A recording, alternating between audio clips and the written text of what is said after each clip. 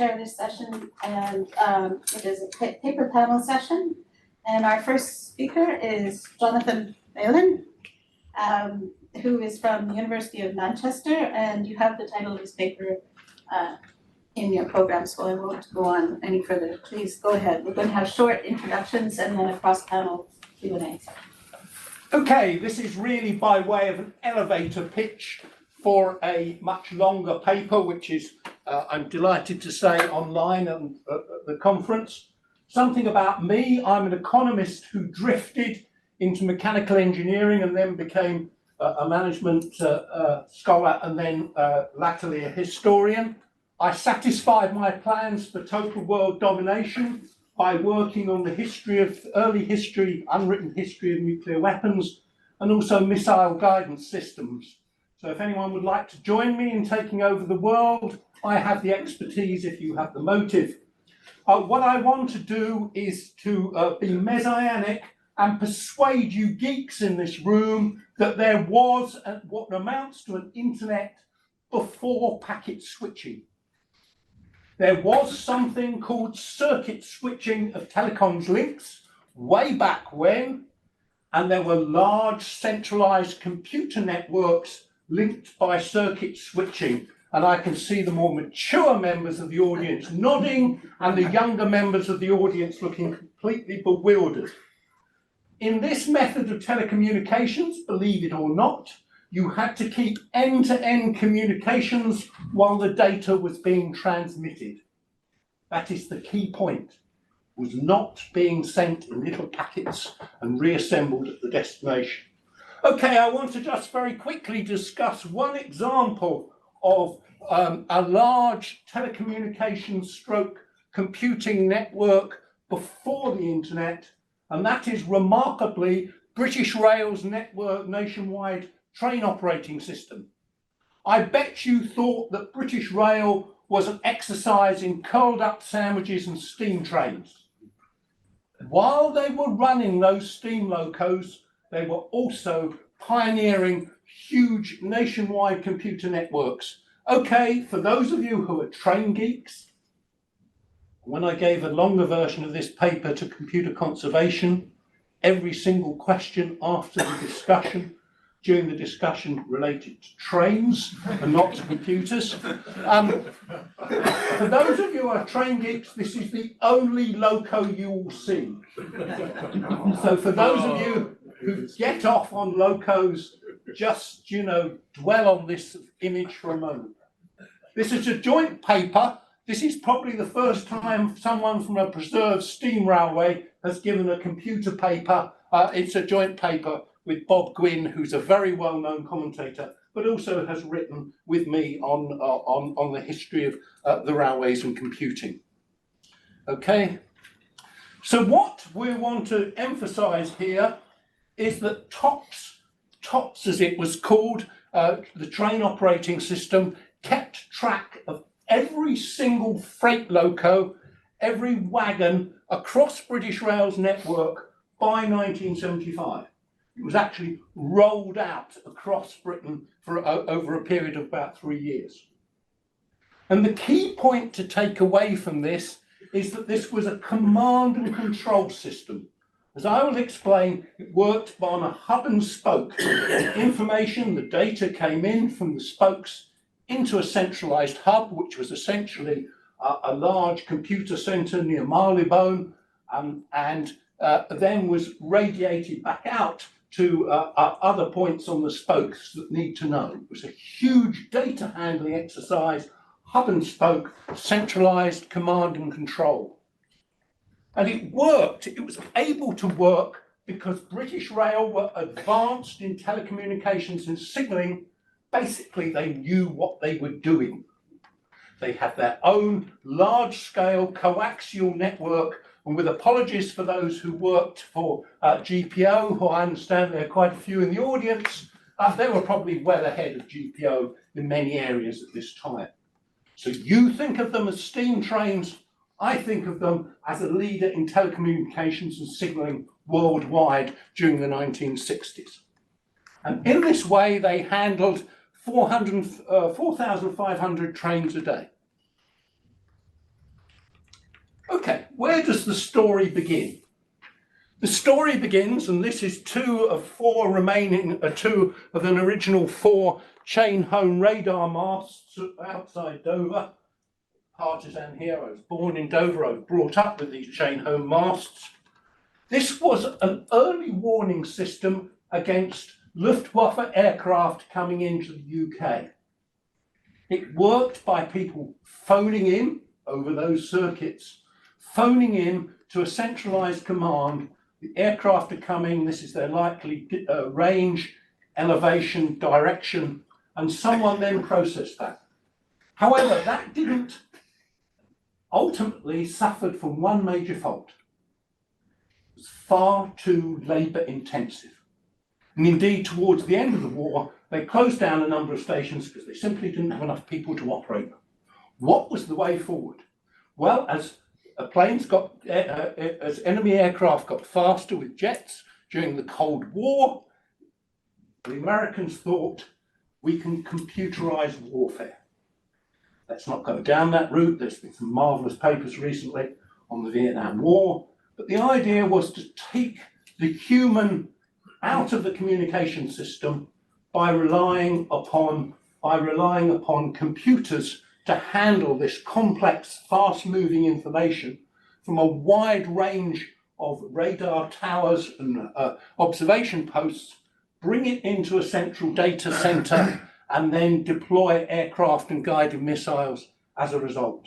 This was SAGE. You can read in the paper about the early Cape Cod experiments and the development of SAGE. But the essential point here is, again, it was a hub and spoke system, centralised command and control to regional data centres. But the breakthrough in the Cape Cod system was twofold.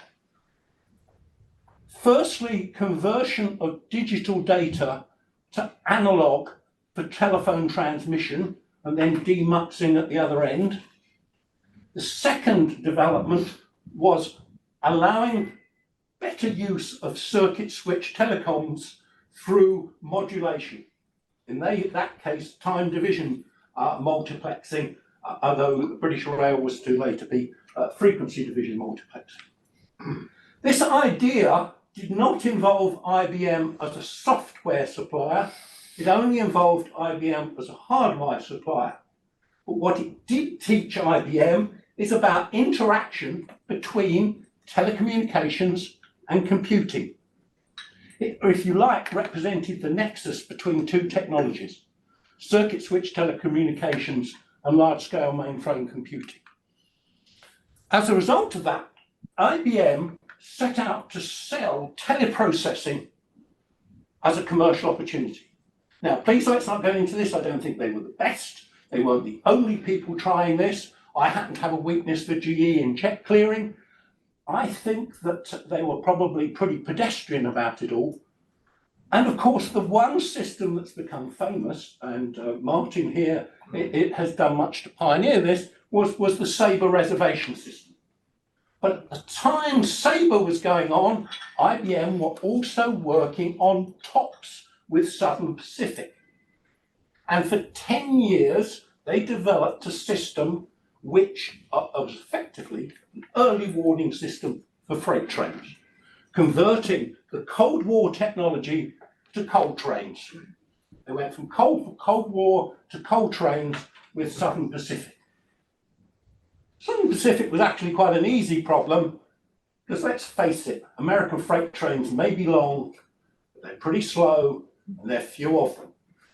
So if you're only going to dispatch one freight train a day, you've got plenty of time to punch some cards, haven't you, before you send it on its way, albeit a very big deck.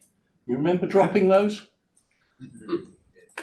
British Rail decided, after a worldwide search, not to develop their own computer-based freight system, but to develop by TOPS.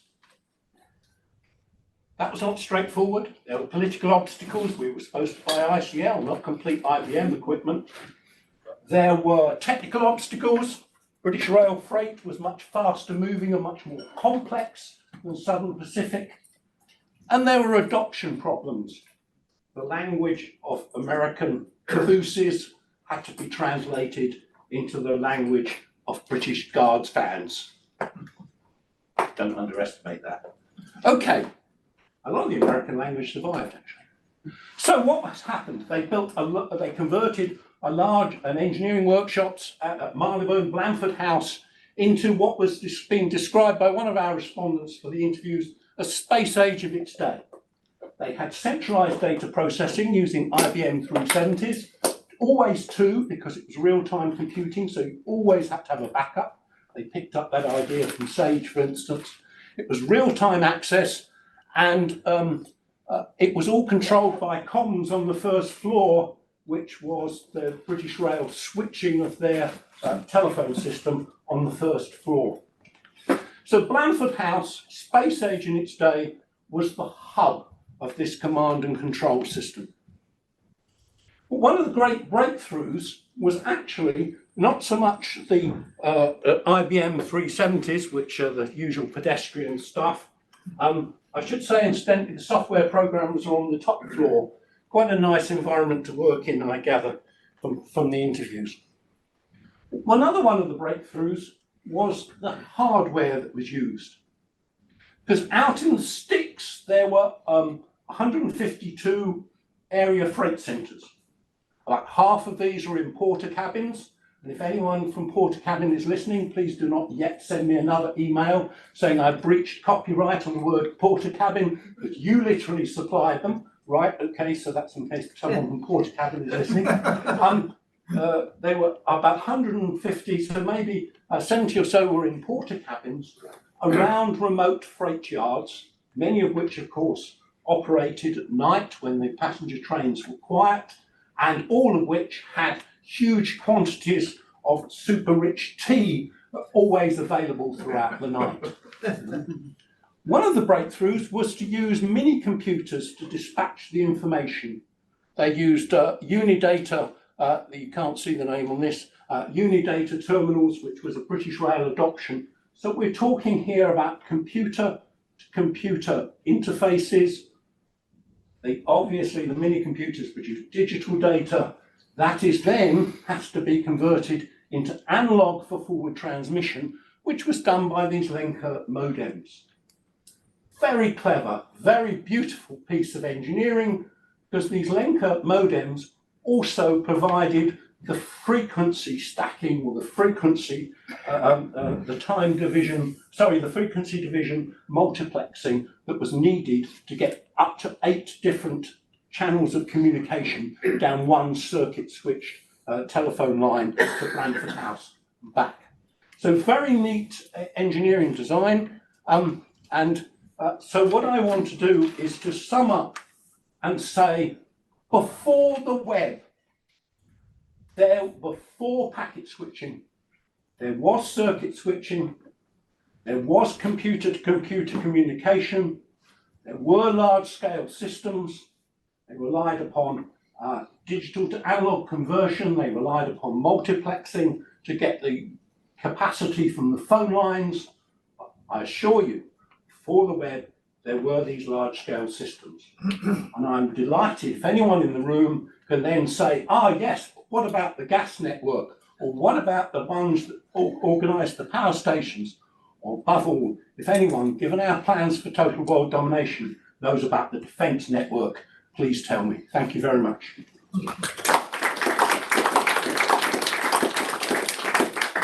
Thank you for summarising an excellent paper, which I have read with great interest in as much detail. I believe it's online.